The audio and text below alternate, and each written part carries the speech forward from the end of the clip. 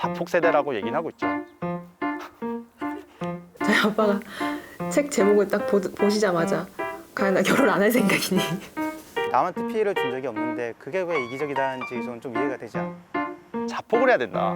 저희 세대가 자폭을 해서 세상에 불합리한 것들 뭐 그런 것들 다 끌어안고 다 자폭을 해서 새롭게 시작을 해야 된다라는 생각이 있어요. 아니요, 저는 비혼은 아닙니다.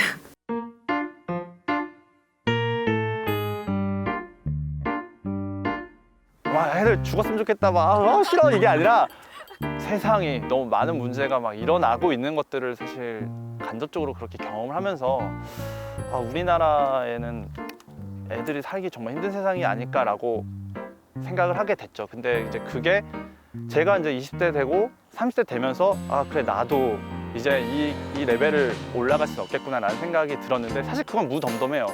근데 제 애가 나한테 왜 난 레벨업을 할 수 없냐라고 얘기했을 때 답을 해줄 수 없는 것도 너무 슬플 것 같고요.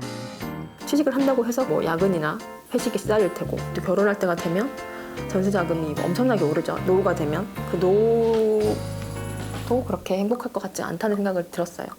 예를 들면 노인 빈곤율이라던가 노인 자살률도 우리나라 최고고. 사실 정말 우리나라를 좀 좋게 만들려면 30대가 움직여야 된다고 생각해요.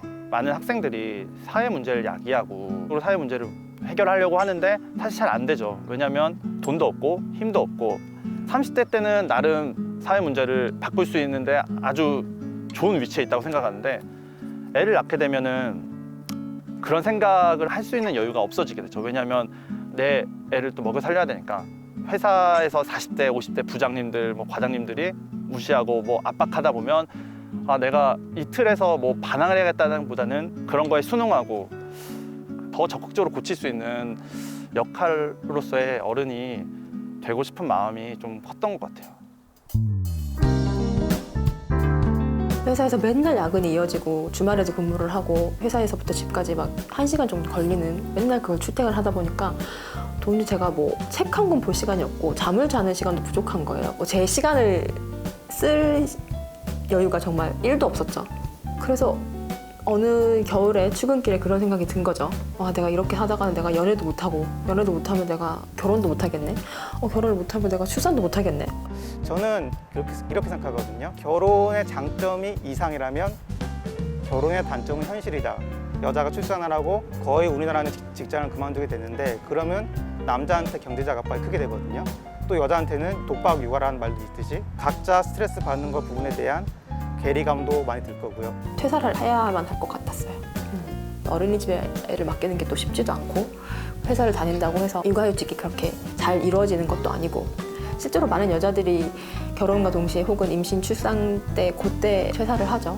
근데 저는 그렇게 하고 싶진 않았어요. 계속 일을 하고 싶었고 그 일을 하려면 임신과 출산은 해서는 안 되겠다는 생각을 하게 된 거죠. 아이들한테 교육을 올바르게 할 수 있는가에 대한 겁이 정말 많아요.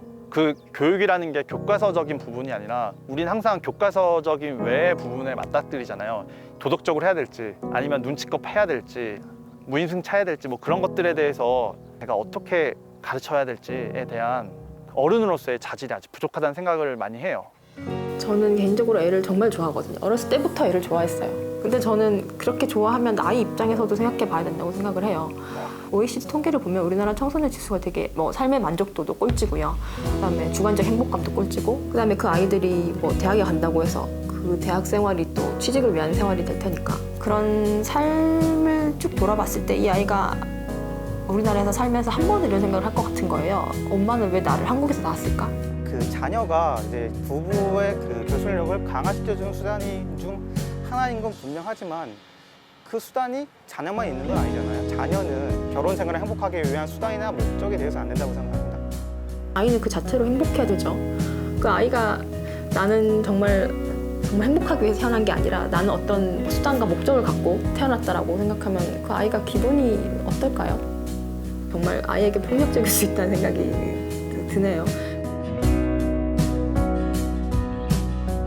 저는 약간 딩크족이라고 하기도 애매한 100%는 아니라고 생각해요. 80%라고 생각하는데 아이를 낳는 거에 대한 선택은 사실 전 여자한테 있다 생각하거든요.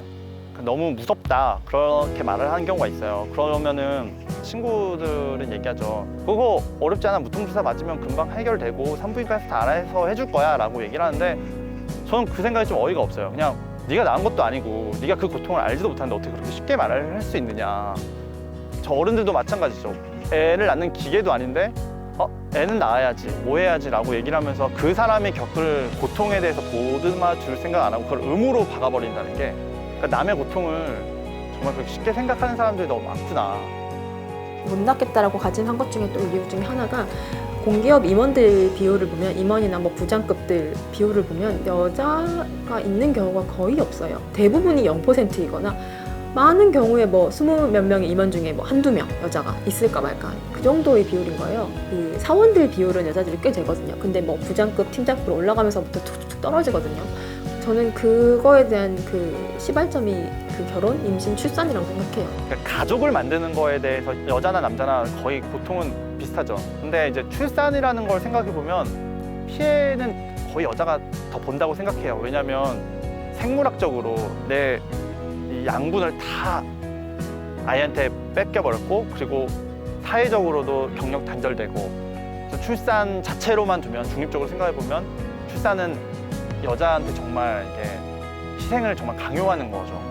우리 어머니들이 더 자식들에게 집착하는 이유도 그 희생이 너무 크다 보니까 여자가 출산도 하고 그리고 나서 사회의 그런 경험을 계속 이어가게 하는 거라면 지금 많은 문제가 일어나는 것들이 안 일어날 수도 있다고 생각하거든요.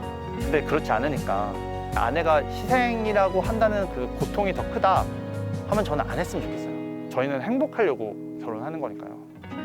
여자들이 이제 그 과정을 거치면서 다 떨어져 나가는 거죠. 못 견디고. 그렇게 되면 결국 임원급이나 부장급들에는 남자들이 남을 수밖에 없고 그들 위주의 사회가 돌아갈 테고, 그렇게 되면 남녀 차별이 공고화됐으면 이제 없어지지 않을 거라고 생각하거든요. 그렇다고 해서 그 임신과 출산, 육아를 경험한 여자들의 경력을 나중에 인정해 주는 것도 아니고. 30대 터키 여행을 한번 갔다 왔는데 좀 뭔가 속상한 거예요. 왜냐면 한국 아줌마들이 너무 많으신 거예요. 왜 나의 부모님은 여기 안 계실까라는 생각을 하게 됐어요. 그래서 여행 갔다 와서 혹시 제 결혼 자금이나 뭐 모아둔 게 있느냐, 나는 결혼식을 하지 않을 테니까 그걸로 어디든 여행을 다녀라. 처음에 말을 안 들으시죠. 그러다가 어머니가 혼자 네팔인가 인도를 갔다 오셨어요. 배낭여행으로. 고맙다고 얘기를 하더라고요. 아, 이렇게 세상에 재밌는 세상이 있는 줄 난 몰랐다. 1년에 한 번씩 여행을 가세요. 맞아, 내 인생도 찾는 게 정말 중요한 것 같아 라고 생각하신 것 같고. 그 사람들의 이제 심정은 이해가 되는 게, 사람들이 결혼을 하면 아기를 낳는다, 그건 당연스럽게 여겼잖아요. 그런데 그 당연스럽게 여겼던 걸 갑자기 이제 저희 같은 딩크들이 안 하겠다고 한 거니까 그 사람들의 입장에서 이해가 안 되는 거죠. 왜 당연하게 늘 해왔던 걸 안 한다고 하지? 저는 출산하신 분들이 저보다 더 대단하다 생각해요. 저는 희생이나 그런 것들을 정말 비겁하게 피한 거일 수도 있죠. 각자가 생각하는 행복의 기준이 다른 거겠죠. 그들은 그렇게 출산을 해야 행복한 거고, 저는 출산을 안 해야 행복한 거고.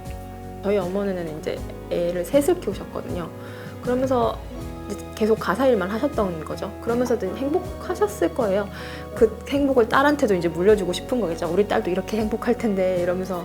결혼을 한 사람이 애를 안 낳는다라는 그런 걸 상상도 안 해보셨던 것 같아요. 그런 선택지는 아예 없다라고 생각하시는 거죠. 그 사람들은 저희 딩크의 삶을 다 1도 안 살아봤잖아요. 그래서 제가 한번 살아보고서 좀 알려주려고요. 네. 각자 개인의 가치관을 좀 존중해줬으면 좋겠습니다. 뭐 인생 2회차 삶을 사는 것도 아니고 과거의 전생 기억이 있는 것도 아닌데 어떻게 양쪽 삶을 비교할 수가 없는데, 결혼을 하면 출산만 선택이 아니라 비출산이라는 선택지도 있다라는 말은 해주고 싶어요. 이런 선택지도 있으니까 이런 것도 한번 고민해 보는 것도 괜찮지 않을까? 고민 한번 해봤으면 좋겠어. 그래서 이 정도 애를 키우는 거에 있어서 되게 스스로 자신 있고 또 행복하다고 생각하는 사람들은 비출산을 하는 것도 괜찮겠네, 이렇게 생각해 볼 수도 있겠네 라고 또 상대방의 의견을 뭐 존중해주고 어느 정도는 이해해 줄 수 있다고 생각합니다. 저는 출산했는데 애를 행복하게 하지 않는 게 더 나쁘다고 생각해요. 그래서 결혼만큼이나 출산은 정말 어른들의 신중한 선택이라고 생각하는데 그 신중한 끝에 제가 있어서 저는 너무 신중한 나머지 애를 안 낳는 거죠. 좀 더 제가 감정 컨트롤 할 수 있고 제 삶에 대해서 확신을 가지고 이렇게 사는 게 맞아라고 깨닫게 된다면 그때는 아이를 낳을 수 있는 생각도 좀 들 수도 있을 것 같아요. 제 얘기 들어보니까 뭐 그렇게 특별하진 않지 않나요? 평범하잖아요. 야,